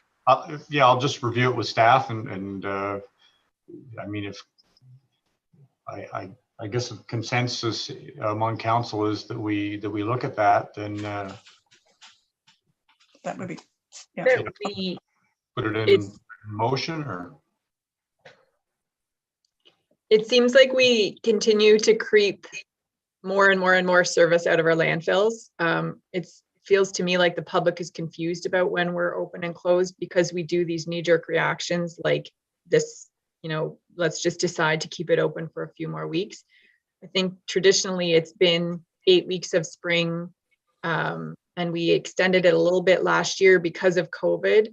So I guess it's up to council, but I think some consistency around landfill hours would be beneficial for our conversation with the public. But yeah, Dave, I guess you can talk it over and maybe send a report. When should the last day be? This week? It's May 22nd at the moment. And so Richard, you're suggesting that we move it into June? I thought maybe another until the 25th of June. I'm just thinking of the cottager and that hasn't been able to get back to the cottage. That's all. And we have a lot of cottagers and they pay the big price, so big tax dollars. Great. And there's no guarantee that it'll be opening up either, but anyway, okay, I'll leave it with you, Dave and Holly. Thank you.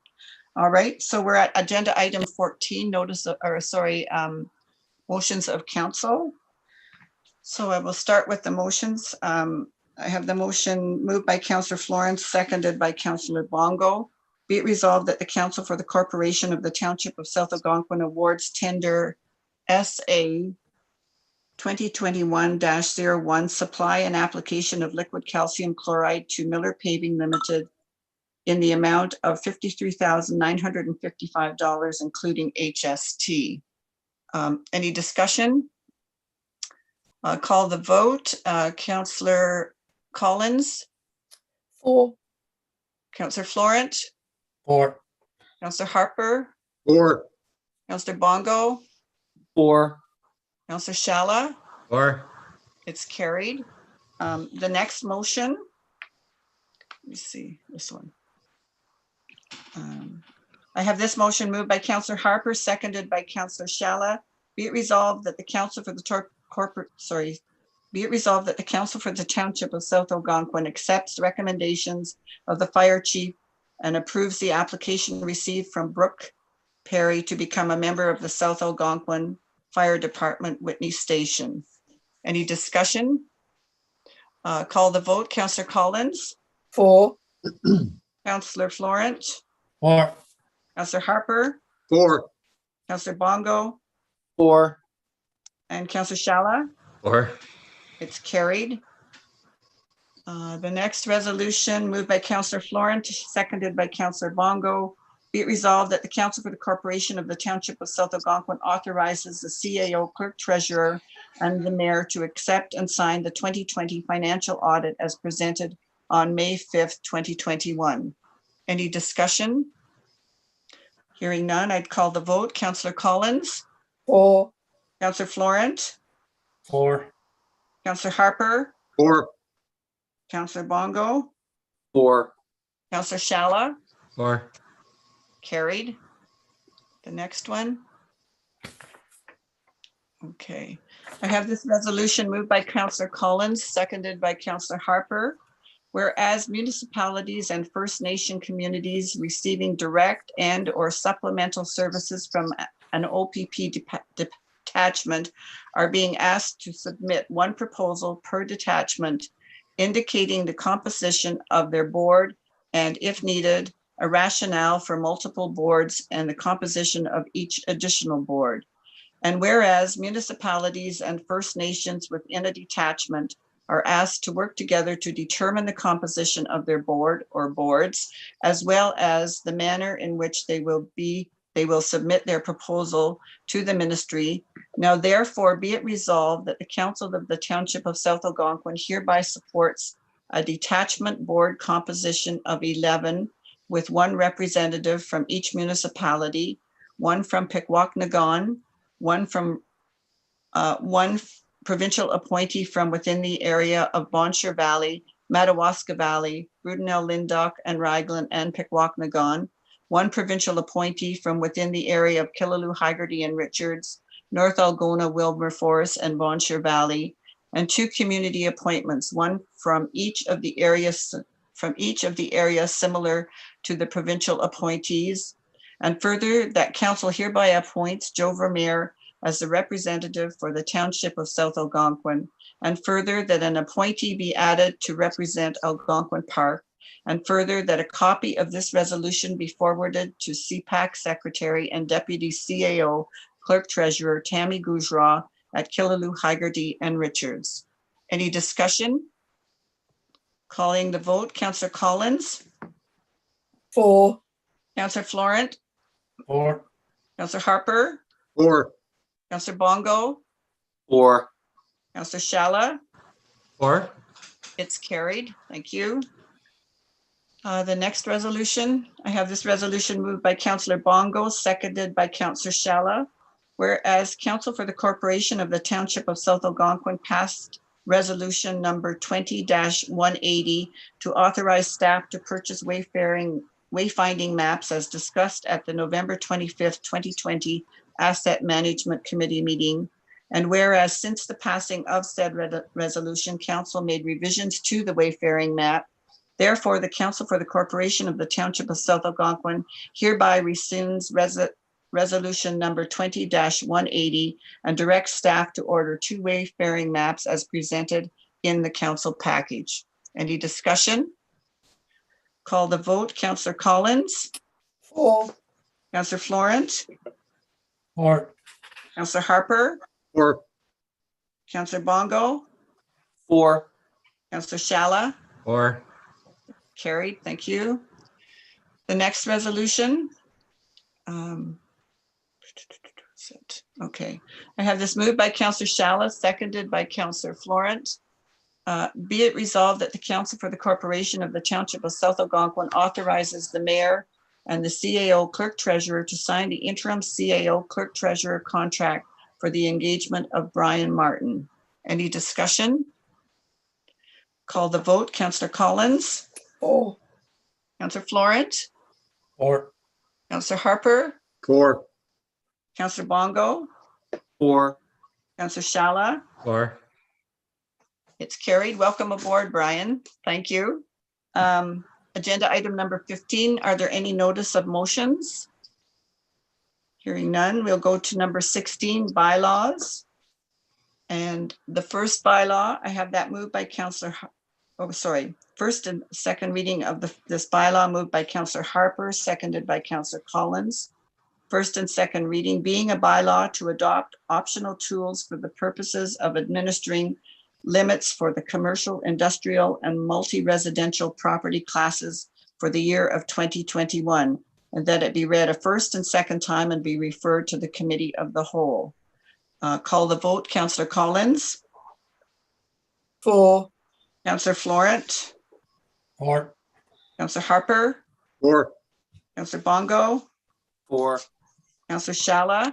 For. Thank you. Moved by Councillor Bongo, seconded by Councillor Florent. The third reading, being a bylaw to adopt optional tools for the purposes of administering limits for the commercial, industrial, and multi-residential property classes for the year of 2021, as referred by the Committee of the Whole of Council. Is there any discussion?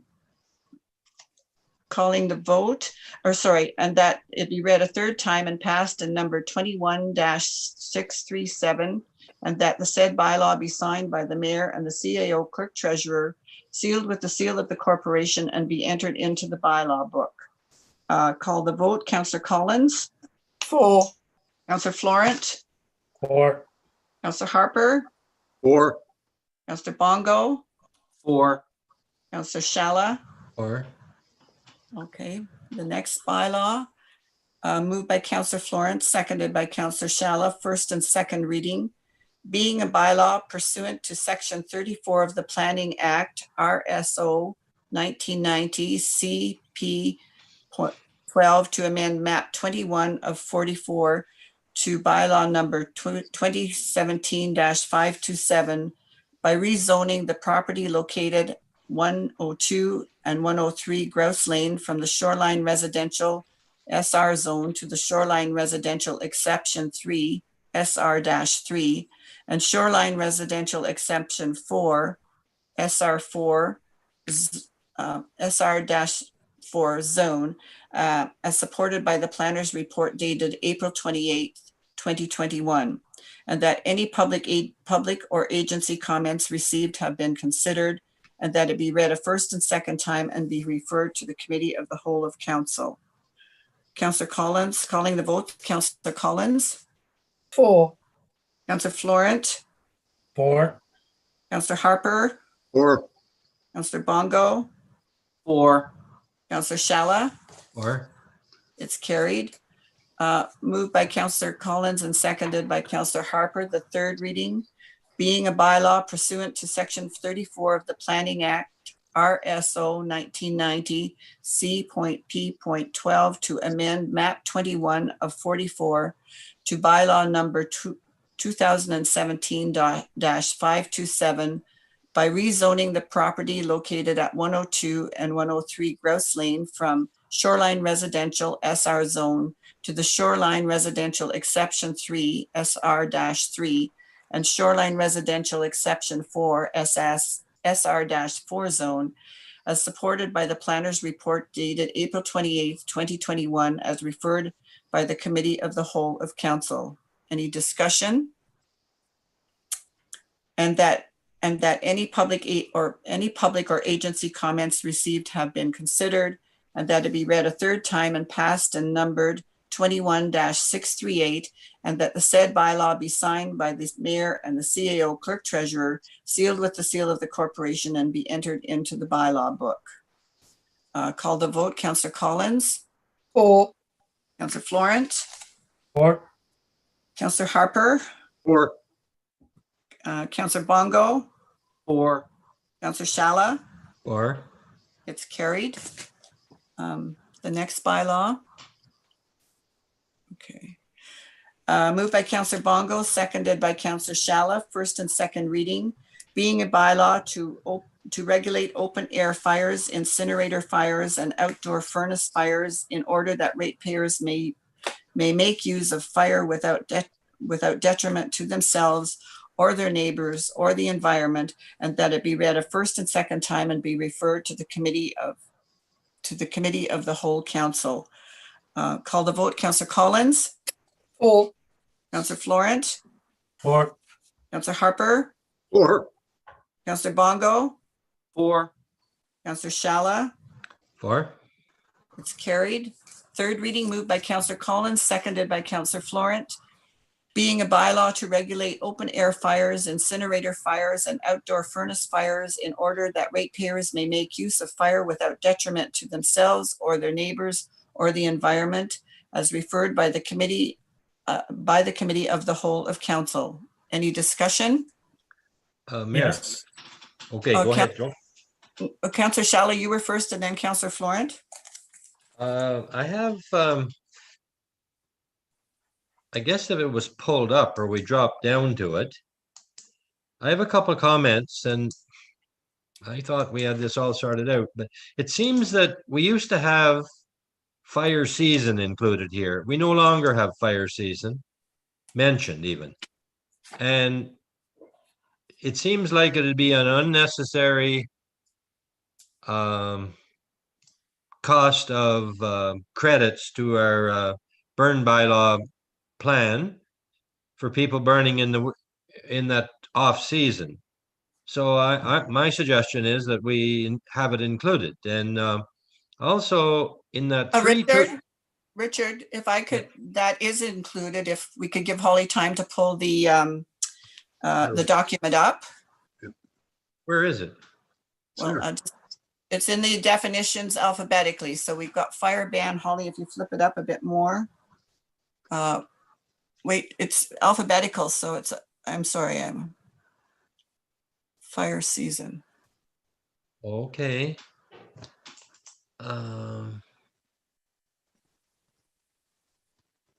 Yes, it's just second one from the bottom of the page there. There's fire department, fire region, fire season. Okay, sorry. I guess when I read it, it almost sounded like we needed the permit year round. Am I right or wrong about that? Wrong. Don? Is Don on on Yeah, here? I'm here. Yeah. So they can obtain the permit year round, but it's mainly for the fire season. So if say they wanted to get their permit in January, because the permit is good for the year, they could obtain the permit in January still. Okay. So for large fires then, how do we know? How does the fire chief or the department station chief know if they buy their permit in January for the season for large fires? How do they know which weekend, if they get a call anytime over the summer season, what was normally the permit season, how do they know that there's actually burning going on?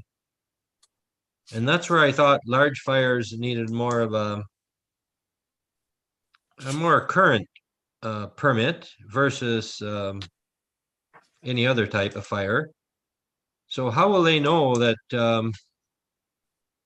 it's up to date and they don't have to make an unnecessary response? So once they go online and they sign up and they obtain their permit, anytime after that, they can go on and log the actual day when they're going to have the fire.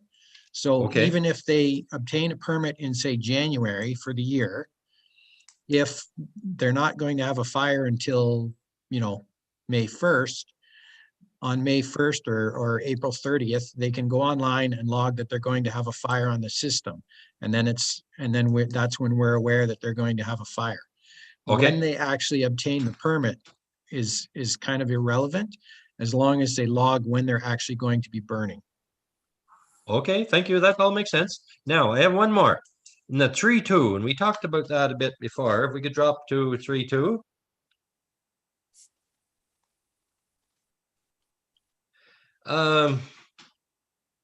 It says all persons setting an open air fire in the municipality shall first obtain a permit online at which may be granted if all the conditions are satisfied. Is somebody going to approve? I thought the reason for having the permit, the burn permit online, was to reduce staff time from either yourself or somebody else. And but it's saying may be granted. So does it mean that somebody's going to monitor every time somebody monitor this daily or weekly or whatever? So that's a yes and no to answer that question, Counselor. I do check on the system. I can monitor the system. So every time somebody signs up to get a permit, I can actually check that. It's more so for if we have a situation where somebody has gone on, obtained a permit, and then they actually contravene our burning bylaw, then I do have the ability to go on and actually revoke that permit.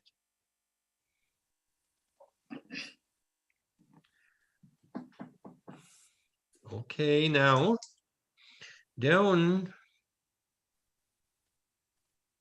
just a sec here, just bear with me.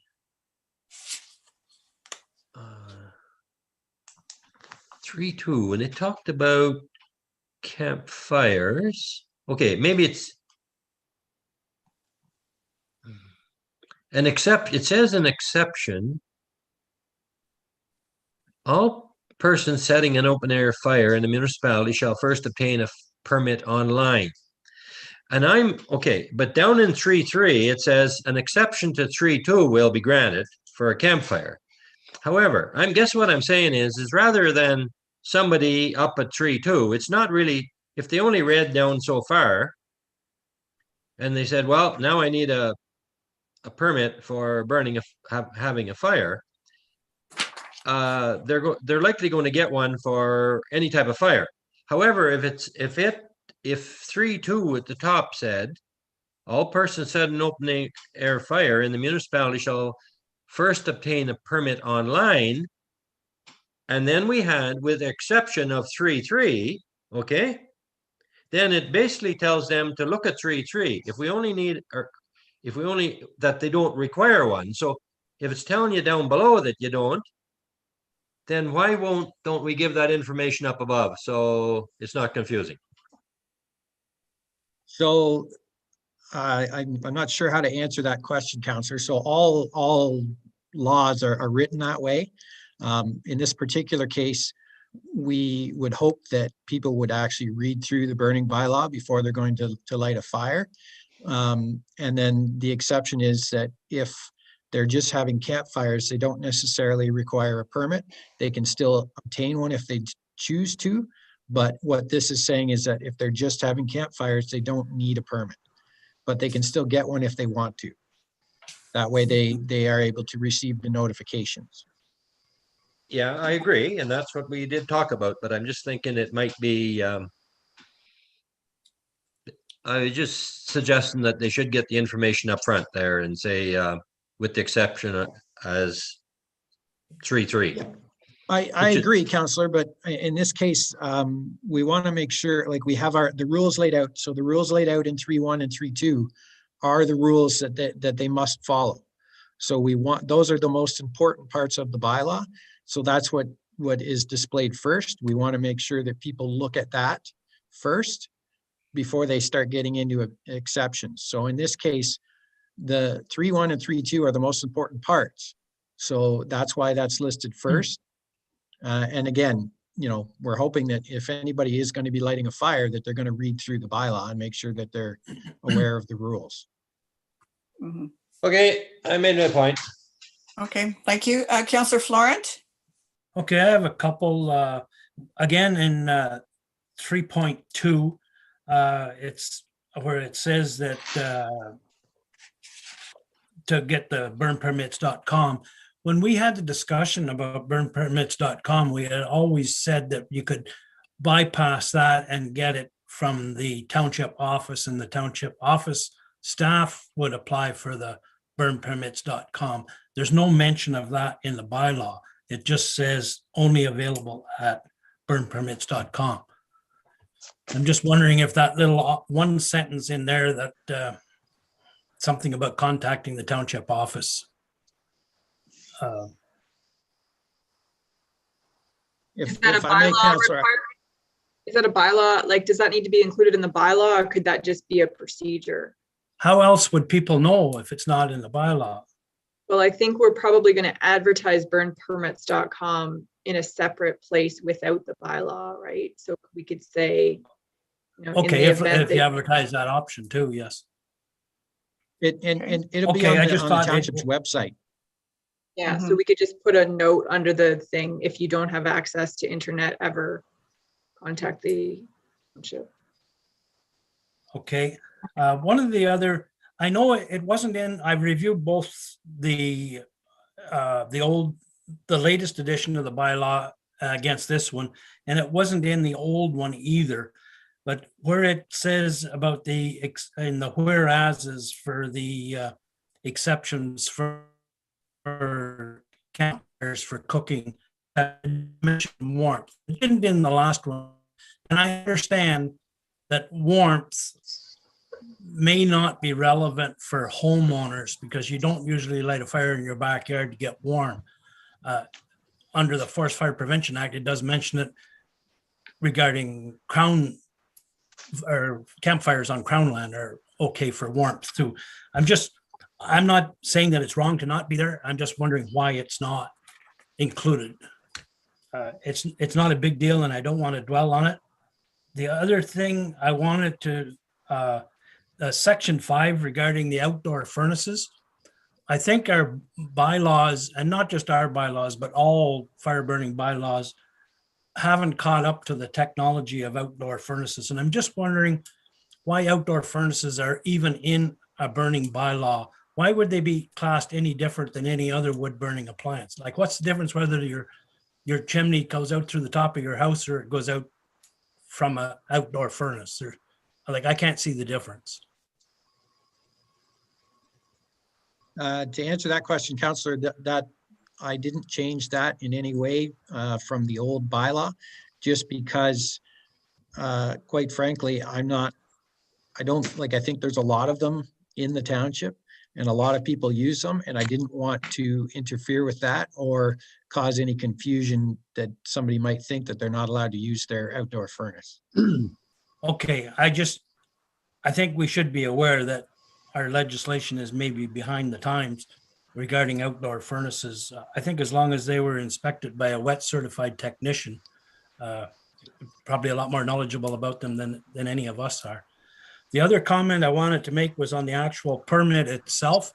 I applied for a permit just so I would know what I was talking about, although it's only for a campfire. It's not for a brush burn or anything. I just want to point out that there's a bit of a redundancy in there.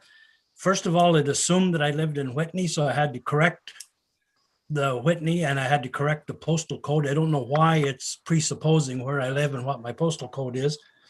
Also, under the location of the burn, or the location of the address of the applicant, it says not necessary if it's the same location, but yet you can't get the permit without putting it in. I had to enter it twice. I had to enter my phone number in twice too. Once to get the permit and then once to okay receiving the text for notifications. I'm just pointing out a few little wee flaws in the application. It could be made a little bit easier. It actually kicked me out when I couldn't get my signature signed right. I don't know what I did, but anyway, I had to do it twice to get it. That's probably just the technology piece of it, and that might be something that we can fix as we go through. As we use the system more and more, we're going to find little hiccups like that, and some of them I can correct myself. Others I'll require the tech support from burnpermits.com. Sure. I just wanted to point out that I did apply for one and ran into a few little difficulties, but I am by no means an expert on a computer, so it may have been a problem, exclusively my problem, and not a problem of the burn permit. I could, if I could suggest, Councillor, if you want to send me an email with the trouble that you had, and I'll see if it's something that I can address, or if I have to reach out for somebody that is more familiar with the system than I am. Okay, I'll do that. All right. Well, thank you for the discussion. Any further discussion? All right. So, and that it be read a third time and passed and number 21-639, and that the said bylaw be signed by the mayor and the CAO clerk treasurer, sealed with the seal of the corporation, and be entered into the bylaw book. I call the vote. Councillor Collins. 4. Councillor Florent. 4. Councillor Harper. 4. Councillor Bongo. 4. Councillor Shala. 4. It's carried. The next bylaw. Holly, did you want to go back to them? Yeah, I will. Go ahead. Okay. Oh, sorry.